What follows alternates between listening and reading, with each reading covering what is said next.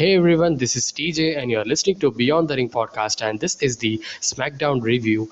This week's Smackdown, I felt like it was kind of an average episode with some storyline progression, and the best part I thought about was Seth Rollins and Edge promo, and apart from that, the main event post match angle was also good enough, and we get into the show. So this show actually began with a little bit of a change. I was expecting Cena's music hit, but Cena wasn't here, and they announced that Cena would be available next week.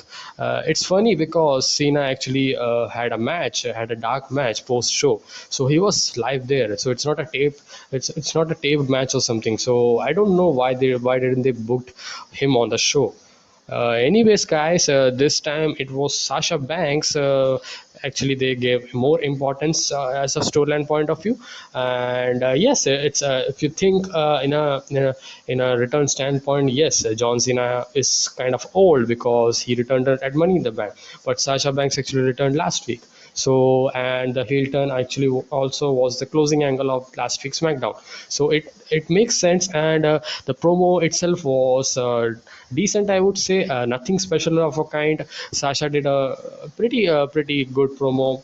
At her own style, I would say.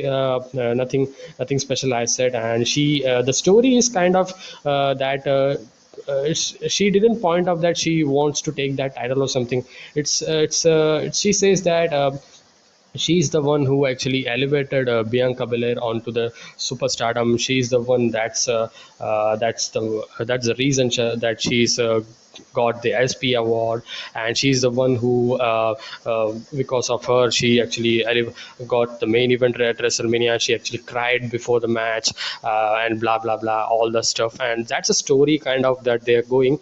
Bianca Belair actually comes up and she says that she actually begged her to choose for the WrestleMania main event, and so that's a story actually going on. And they didn't think that they didn't say that kind of that want Sasha Banks didn't say that kind of they are going for the title match, but they kind of didn't had an importance or something on the title that she wants to take it back or something. But it is what it is. It's the story. It is a story that's going on, and that actually ends with Zelina Vega coming up. So she wants the opportunity, and she says she didn't get the opportunity. So she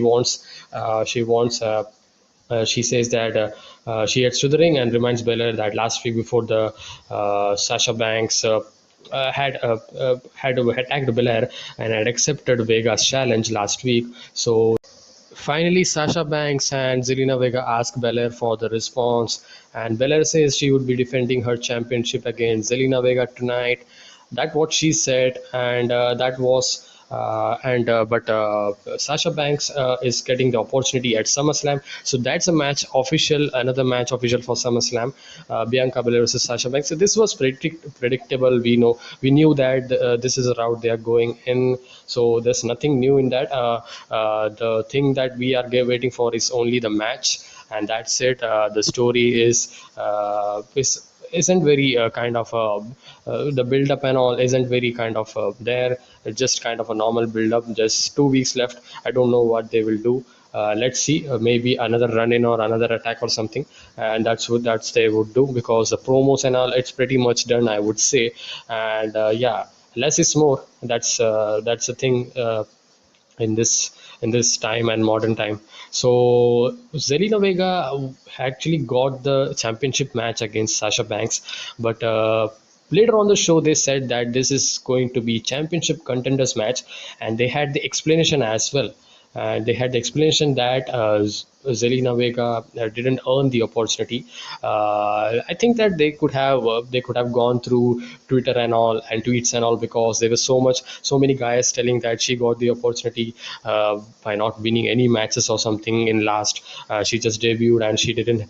I mean, return. She didn't have any victory. So they actually think about in a, in a meaningful manner, and they changed it to a championship contenders match. So this is kind of a new word for a weird kind of word for WWE, I would say. And it's not like it's a championship contenders match. A contenders match requires that top two ranked wrestler to be having a match, and then deciding the number one contender for that championship title. That's the way you should do it. But they WWE is doing like pitting up against the champions. And I mean, there's nothing new in that, because you're doing the match again at the pay-per-view. So you should keep it apart, the champion and the match itself. You should not give them a kind of a free. That's the thing. That's the way you should build. But it's WWE guys. They've been doing for so many years. And another term add on like championship contenders match. So that was there. And finally we got. The match, first match, which was Jey Uso versus Dominic Mysterio. The matches were nothing new, I would say, just kind of a rematch show. And I would say this is kind of a storyline progression show. That's it. And even the Roman Reigns storyline wasn't very prominently shown or prominently done or something. And that Sasha Banks opening was good enough, I would say, pretty good, but not very good as John Cena, Roman Reigns thing, and especially Roman Reigns, I would say. And Jey Uso versus Dominic Mysterio. This was a decent match, nothing new or something.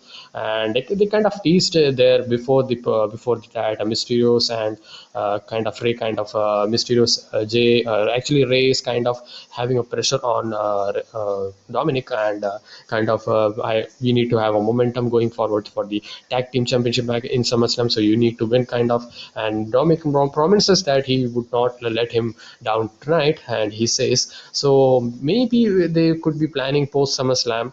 I have read here and there that maybe they could be planning for father versus son. That could be a good selling point for a Smackdown show post SummerSlam. So that's the thing. But Dominic isn't in a position like he should be kind of said that the next chemistry or something. He's not at that level, definitely. So it's kind of very early they are doing. They should not do this right now. I would say they should wait down until SummerSlam or something, build him with good matches just like last year. And yeah, good rivalries just like last year. That's what my thought is. So decent match, guys. Nothing there. And we got a recap of last week when Seth Rollins actually attacked Edge with a camera. And all the things they shown here mentions the history between Edge and Rollins. And back to the arena where Rick Books is playing guitar, because Nakamura versus Apollo Crews, for some reason they are doing this match.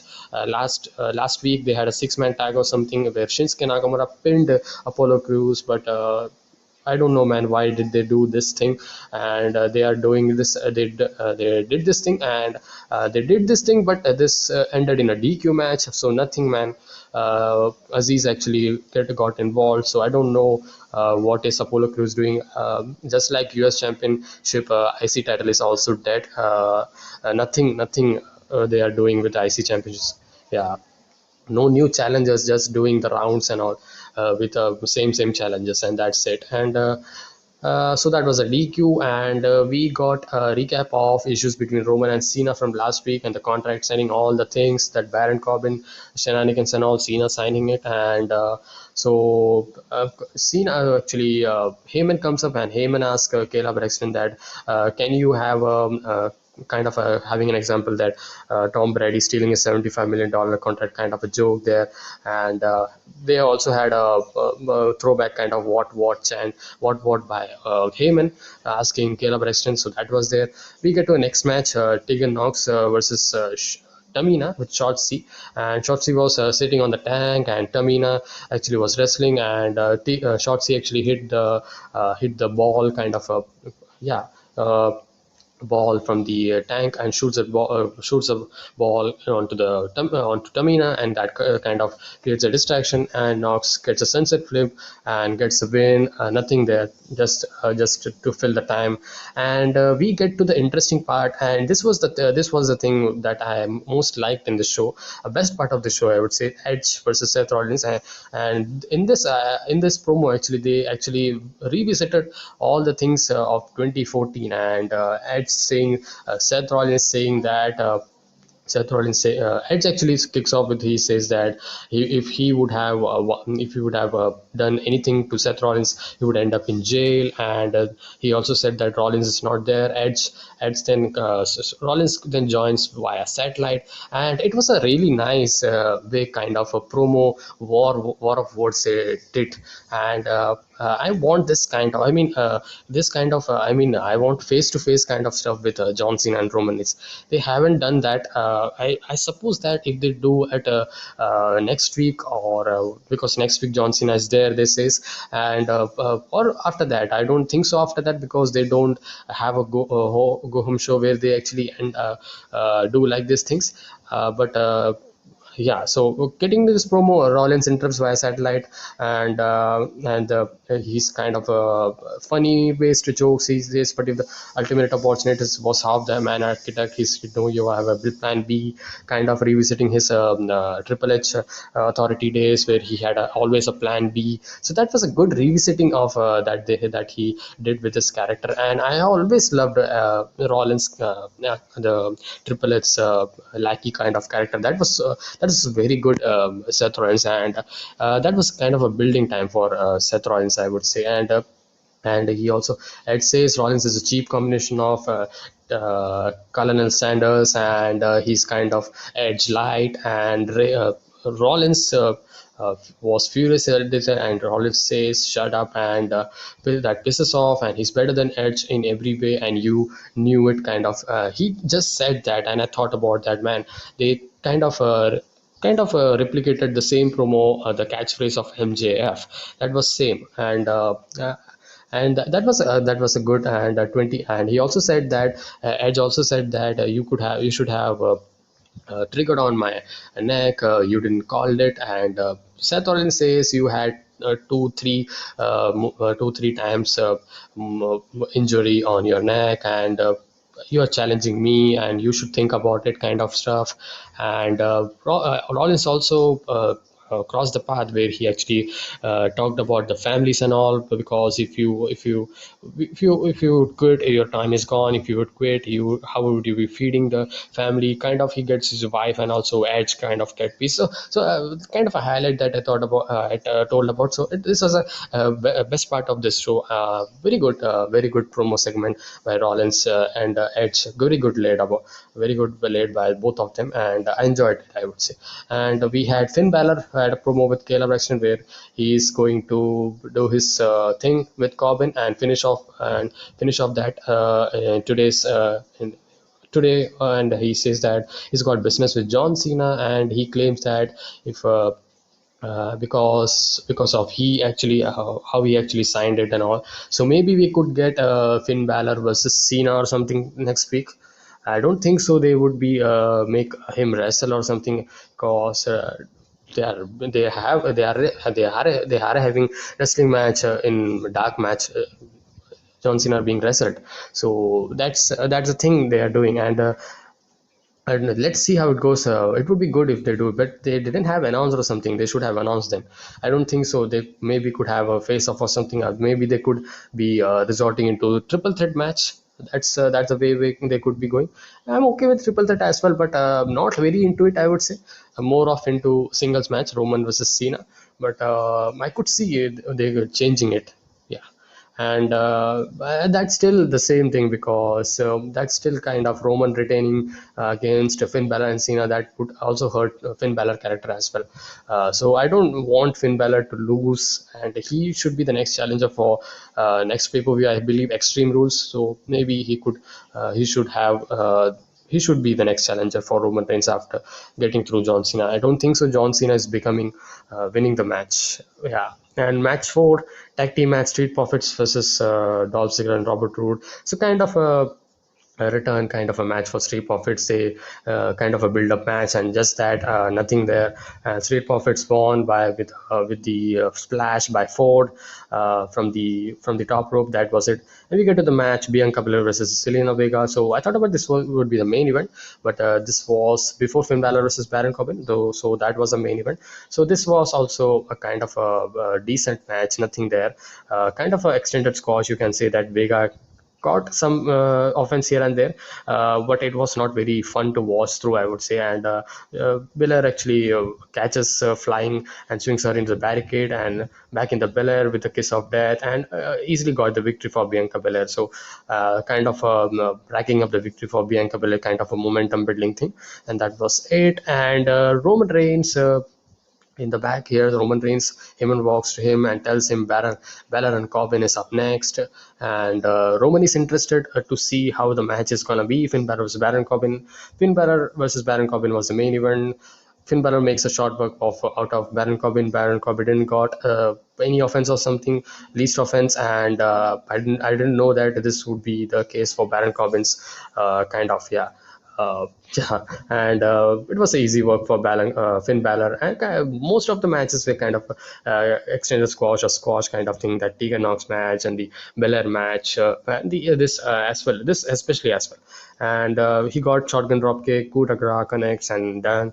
And we got a post match angle that was interesting. That was very good. I would say Balor gets a mic and he says he may be got forgotten what happened last week if he was the old Balor, but he's not the old Balor. He wants to be the Universal Champion, and he want to go through John Cena. He will, and so he says also name the place and time because he will be there. So he's really challenging John Cena. So I want this match if they could do it next week, or maybe they could build up next week and then have a match on the go home show before SummerSlam. That could be good, because that could be really good if John Cena can do the job John Cena can do the job for Finn Balor, and I am not saying that John Cena should be losing that match because he's would be going for the Universal Championship against Roman Reigns. That would hurt him, but I think so. That's the time Roman Reigns should interfere, and maybe after SummerSlam, Finn Balor should be the next one to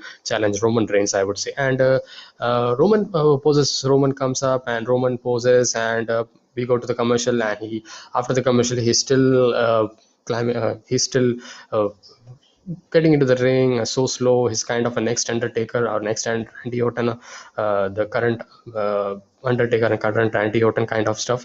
He's slowly marched towards the ring, but and he says that he doesn't want to listen what Balor want to say. He remembers him to keep the head of the table's name out of his mouth, and tosses the mic right onto the sternum of Balor. He just throws him, and Roman actually turns Balor actually hits a drop kick, and Roman Balor actually had a stare down kind of a, yeah, and Roman actually walks about, and I thought about Usos will be coming up. Usos comes up, Usos attacks Balor, and Balor actually try to then have 2-on-1 and try to have advantage, and finally he got the advantage where he actually turned the Uso splash into kind of a, yeah, kind of tripping him into the and getting the splash.